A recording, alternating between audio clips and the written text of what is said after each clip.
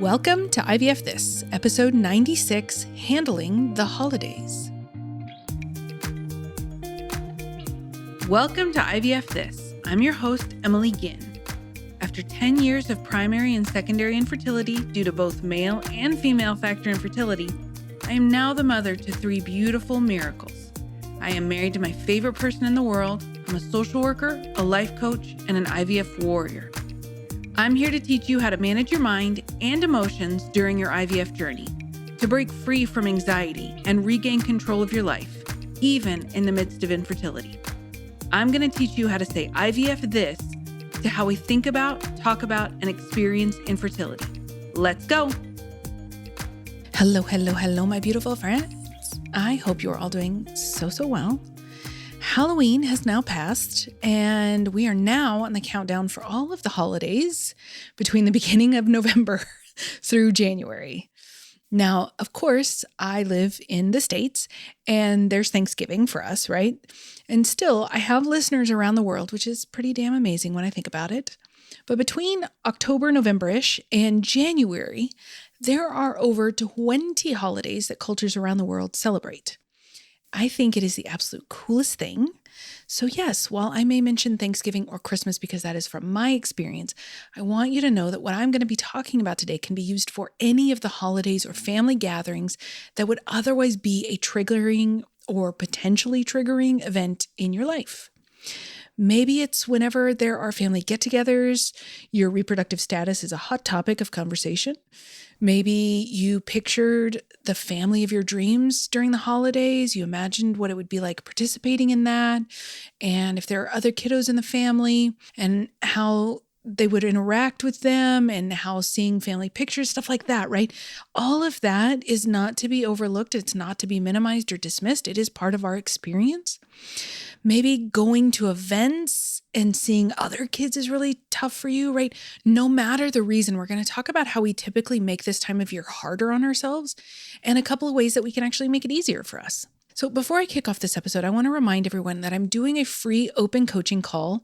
I call the call Ask Emily Anything, and this month is going to be Tuesday, November 15th at 1 p.m. Central, so that's 2 p.m. Eastern or 11 a.m. Pacific. There is a link in my social media bio for the call, and if you're on my email list, you'll get notification of it that day and the link for you to join. There's no registration required. You just join, and you can either use the Q&A option or you can raise your hand and be brought on, and I can coach you in real time. It's totally up to you and your comfort level. I will be discussing this specific topic, handling the holidays, for the November call, but honestly, there's no topic that's off limits. Okay, so let's get into how we make the holidays harder for ourselves and a couple of ways that we can make them a bit easier for us. So first and foremost, one way that we make the holidays harder for ourselves is because we have a story around how they should be and what they should look like. When we do this, there is no space to allow ourselves to experience the holidays or the get-togethers exactly the way that they actually are. And what this might look like in your brain is it'll usually have the word should in it. I could go on and on, but if there's anything with the word should in it, that's what we're talking about here, right?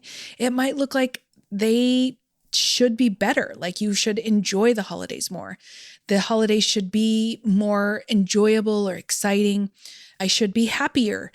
They should be happier, like my family should be happier. We should have a kiddo or we should have another kiddo. We should be able to celebrate like other families. We should be more joyful. The holidays shouldn't be hard. Our family should be here. Our kids should be here. They should be here and they're not, right? My in-laws should be different. My life should be different. I should be different from my family or my in-laws, right? So all of these shoulds, we have this idea, and I don't think that it helps us in any way, shape, or form.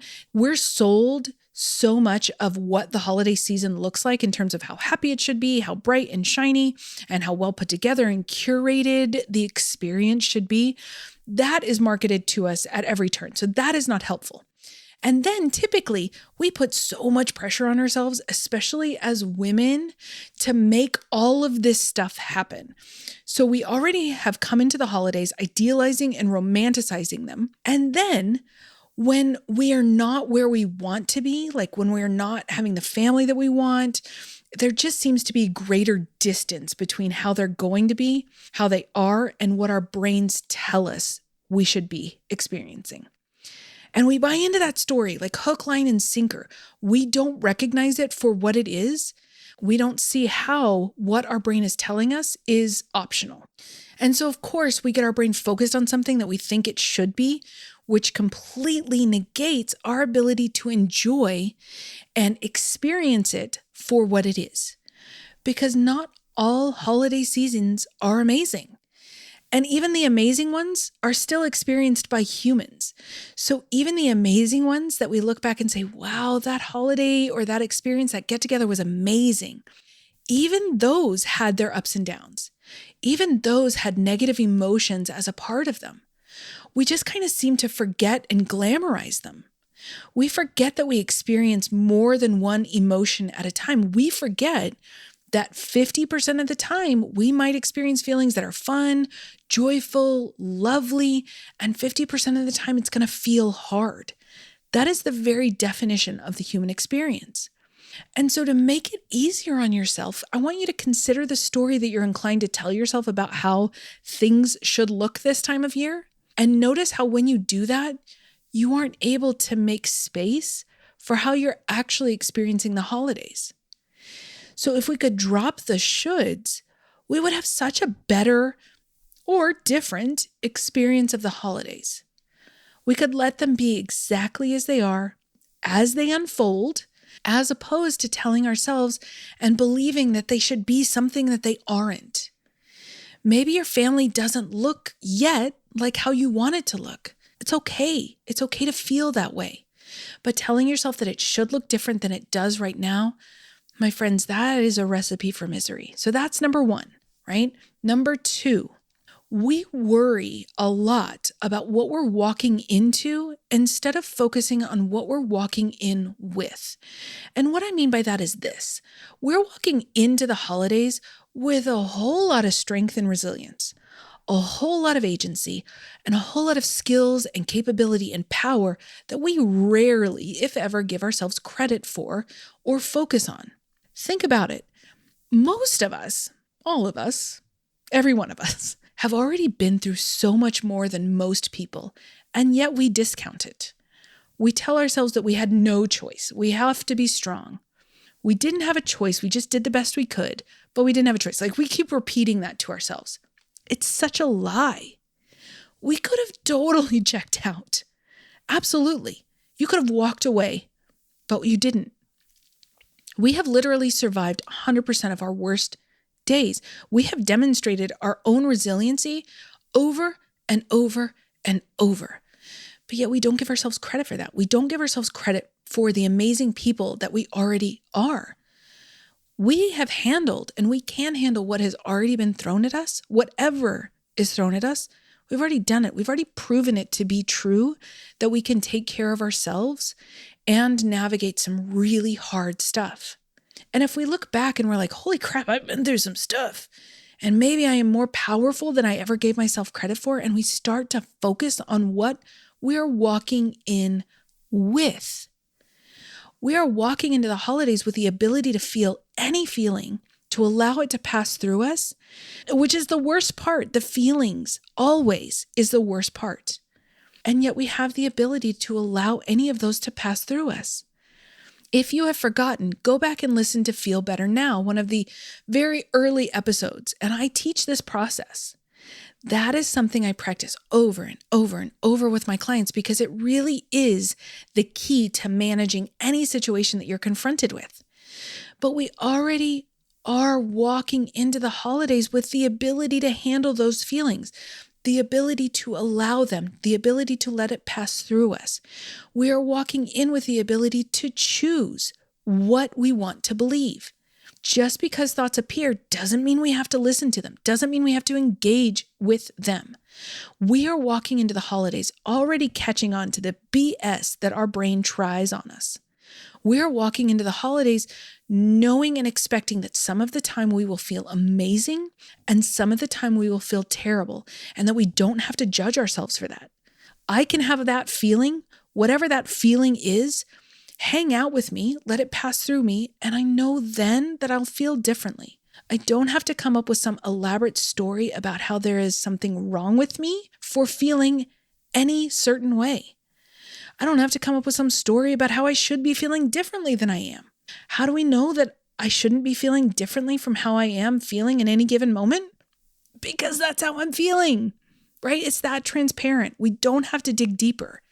Right now I'm feeling XYZ. An hour later, I might be feeling this. All of those are perfectly and completely normal. This is one of my favorite coaches, Krista St. Germain. She explains this. We are not the thoughts that we think. We are not the stories in our brain. We are the awareness that gets to choose what we want to think, even about the uncle who always asks you inappropriate questions. We get to choose what to think. We're walking in with the ability to create our own emotional experiences with our brain, no matter what happens. And we forget that. And instead of reminding ourselves of what we're walking in with, we get all worried about what we're walking into, which totally gives away our power to things that are outside of us. So let's not do that this year. Let's not tell ourselves stories about how the holidays should be when they aren't going to be that way. Let's not tell ourselves that we have to worry about what we're walking into. Instead, let's bring the focus back to what we're walking in with. So what I want you to remember is that this holiday season is going to come one time. Yes, there will be others, but this one only comes once. And even though your family might not look the way you want it to, maybe you're going through fertility treatments during the holidays. Maybe you've taken a break. Maybe you're waiting to start until after the new year. Whatever that looks like for you, I want to offer you that you can stay present with that, with what it is, and not wish it away.